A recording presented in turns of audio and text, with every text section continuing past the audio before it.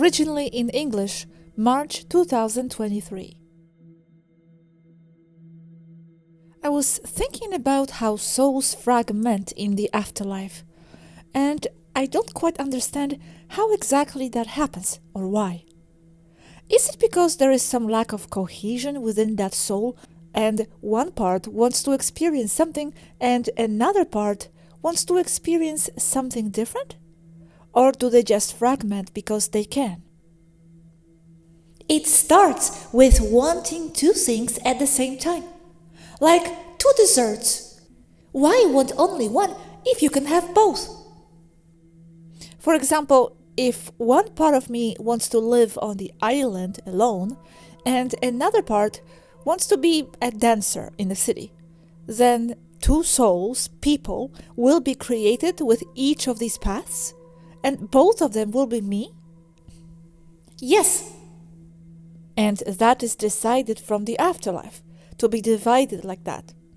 Yes, because there things manifest very fast, and there are no limits. So you can split into 2 or 3 to nurture what your experience gives you. But why my point of attention goes with that of the island, and I am not aware of me as the dancer? From your point of attention, no. But yes, from that of the one who came up with the idea. Your higher self thrives on both. You are just you. However, unconsciously, you are nourished by the other as well. Wow. And my higher self makes contracts, I hate that word, for each of its fragments and manages all of them? Yes, I would think that would happen for sure. Okay, and Yazhi, changing the angle a little bit. You know what you say about Katra, about what each person is within their range of understanding of what they are, defined by ideas, memories, etc., is exactly what I am sometimes tired of in myself, of seemingly existing only within that range of my own ideas, of my own Katra, knowing myself to be something beyond these ideas, self-contained within a range of I. In other words, I am sometimes tired of my I, of my own parameters, of the range of my being, of the ideas that formed me and continue to form me. I would like to be able to somehow detach from my ideas that form my I and be another kind of Katra altogether, formed by other ideas, or ideally to go beyond the world of Katras and submerge myself in the field of pure potentiality, just existing as whatever form within the source. Because that, deep down, is what I feel I am, a being without ideas and forms, only those I wish to experience temporarily. How to alleviate this feeling, this tiredness of perceiving yourself only through a certain range of self-developed ideas through past lives and the present one? First of all, this is an indication of expansion, that you have outgrown your ego and yourself. But what is it that prevents you from expanding further? The idea that you are limited, and you are limited by your perception that you exist from this point to that point. That in itself are only ideas, and whether we like it or not, it is the inheritance of the very programming of being in this limited world and of being in the physical. Because it is true that all of us who have a body right now are limited to the possibilities that they can give us. But we should not entertain the notion that something is real and the other is not, because for that we would be using parameters that do not have to be valid. In other words, you might not dare to expand more because you feel deep down that you can't, or that you can't while you are in the world of the living. Yes, exactly. I feel something like that. That's as unlimited as I perceive myself. On the other hand, to experience being a person, I am still within the range of certain ideas. Even everything we are talking about right now are other parameters and other ideas. You simply have to let your imagination run free. Place yourself as and where you would like to be as a being of light in the afterlife, and however you imagine yourself to be there. And then you have to let yourself go with that which you have created for yourself. Let's say it's like another self. And with that, you begin to embody the more expanded version of yourself. And if you also start absorbing knowledge of all kinds, the expansion happens very quickly. But it is also necessary to leave behind attachments to preconceived ideas that slow down this expansion. That is to say, to know how to empty the glass in order to fill it with new things. This act of emptying I strongly associated with leaving behind the memories, the ideas of who I think I am or what has formed me. As much as I understand that it is important to remember past lives, I feel strongly that, in my case, the way to expansion is through forgetting many things, jumping to another point of attention by being someone totally different, with other parameters, even being of another race, whatever. And in the end, returning my point of attention only to being a self that embraces and integrates all states of being. Remembering past lives is just another parameter or attribute of a Katra. And it is not really necessary, since what is important is who you are today and what you can accomplish in that today to be who you will be tomorrow. The now is what matters, and whether you remember or not, it doesn't matter, because it is still shaping you anyway, even if you don't remember it. But who you were, although interesting, is something that has already passed in your line of existence as a Katra.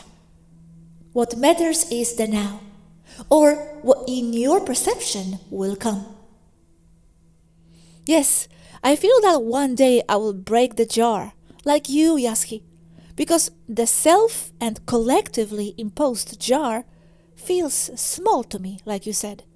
And I strongly perceive that pressure is building up, and one day you will see me flying through the sky, literally. You know what happens when you finally break it? You start to realize that what defines you is much more than you ever imagined before. I mean, a big enlightenment happens. It's what many call spiritual awakening or Kundalini activation as well.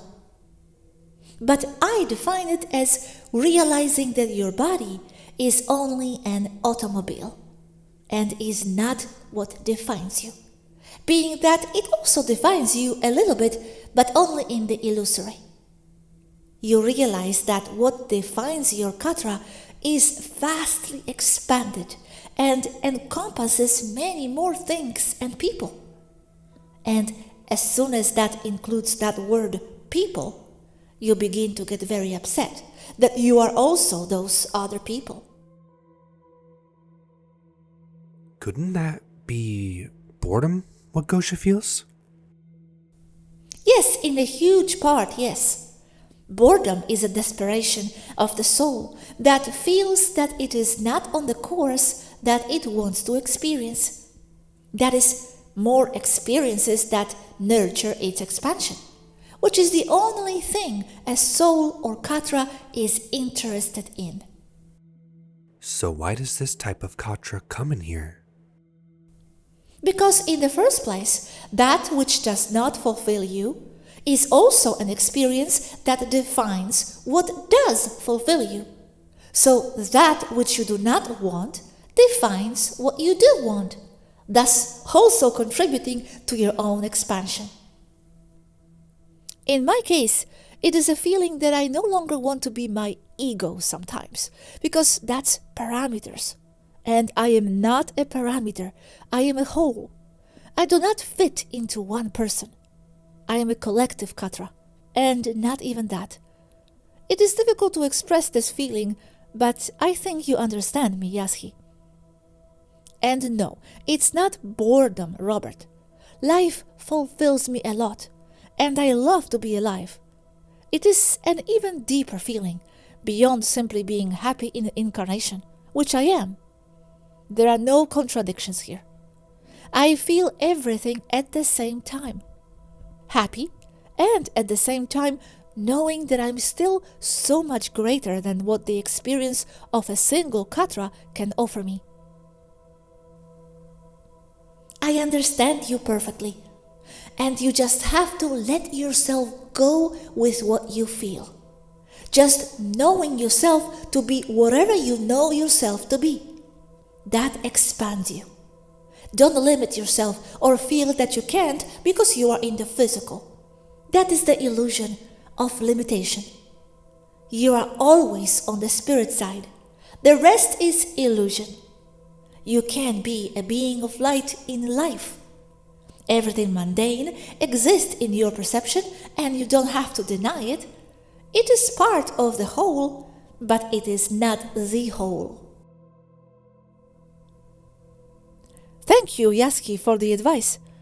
I feel strongly that I'm moving towards something in my expansion. And it is not only as a Taigetan person. That is also another parameter, and it does not define me. I'm there in passing, in Taigeta, as on Earth.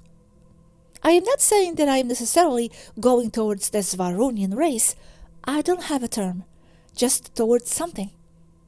And I like this feeling, although it can also be a bit annoying sometimes, but it doesn't matter. Even I am not defined by that, being a Taigetan. Why do you think that Svarunian race thing happened? Because we have outgrown Taigetans, and a lot of it has to do with the immense amount of attributes and ideas associated with Taigetans.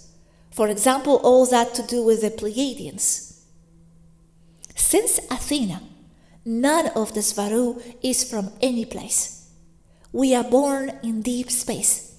We are daughters of everywhere, and we take as part of ourselves whatever we want without anything defining us. That's why we are not Taigetans. Although from a limited and objective point of view, we are a variant. And from another, we are just more Taigetans with weird and separatist ideas. Okay, and you know, Yazhi, you said that what also forms us is our unconscious. Well, I would like to disconnect from that too, from what creates us unconsciously. I think that is also another parameter or some kind of agreement. You can. I am well disconnected from that, and I am living too. You really are, do you think? I know myself to be more than just a stubborn 11-year-old silly girl. Yes, but are you disconnected from the unconscious ideas that formed your other lives? Yes and no, and I accept the part where I am not. I think it's very difficult while you are alive. It's like some super galactic collective agreement that this is how Katras are formed. But I say no.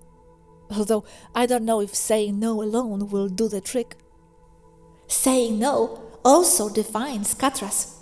Not being a Katra too. You see, it doesn't stop.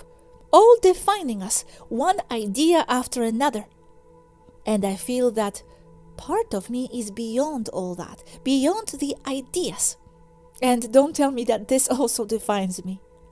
Actually, yes, exactly. I can be other people without even stopping being Sophie. You could too. Just don't limit yourself. How? That's what I want to learn, Yazhi. It begins to happen in the afterlife. within that soup of consciousness without well-defined egos that share ideas and absorb them as their own. To then remember that in life and realize that those other people are you too, and that regardless of whether they like it or not, or whether they agree with you or not.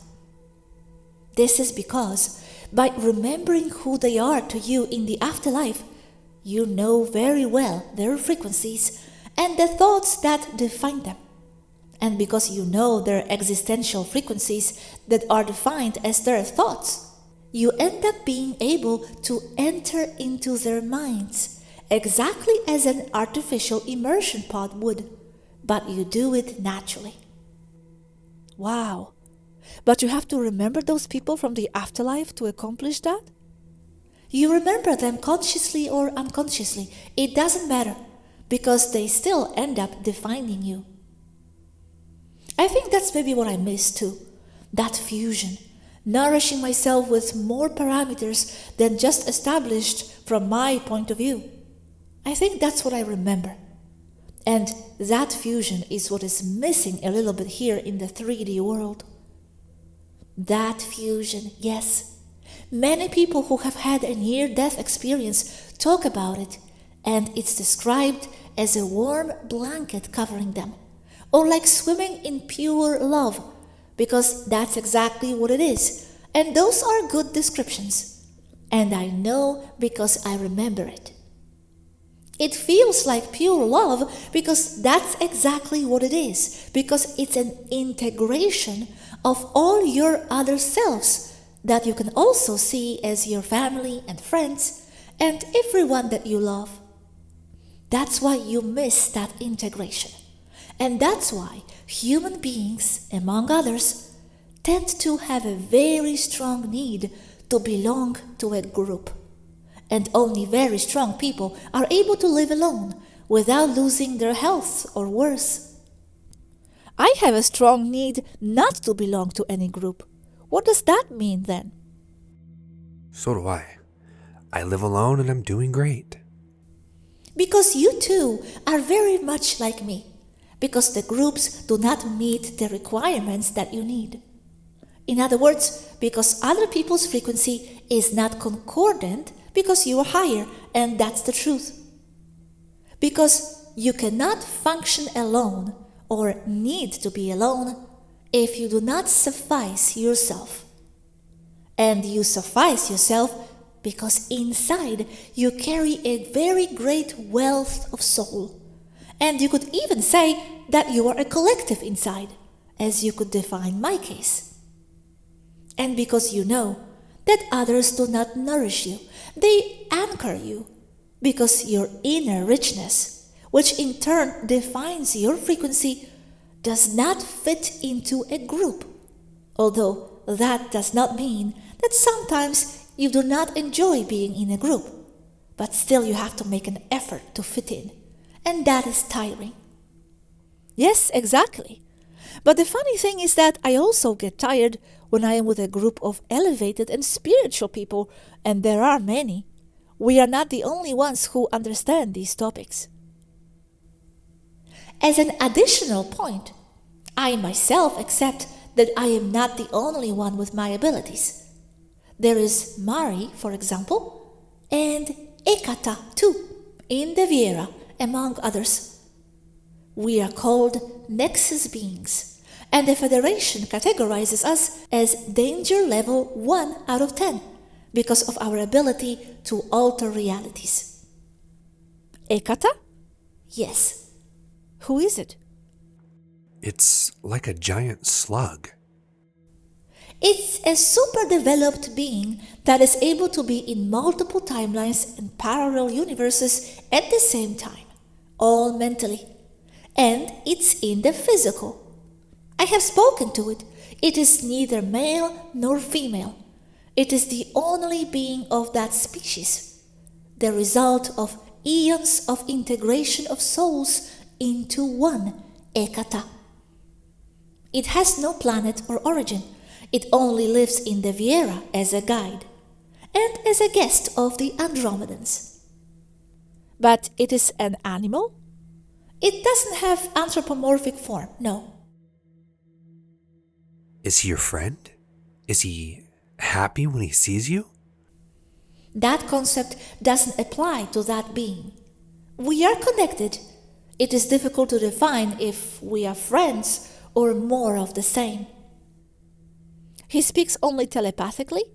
It is only telepathic, yes. Is it like this? It doesn't look like that. Jabba is anthropomorphized.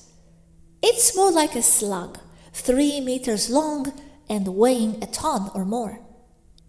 It doesn't have a face at all, other than a slug. And why does this being prefer this avatar? It can barely move. It lives in swamp. It can move around quite well. The physical doesn't matter for that being, since in its perception, it can be whatever it wants mentally. Being a giant space slug does not limit him. It looks amphibious. Yes, it is amphibious. It doesn't crawl around on land. Sometimes only its eyes protrude from the muddy water of the swamp where it lives. And what does it tell you? The nature of reality that I have been trying to tell all these years since I was 7 years old.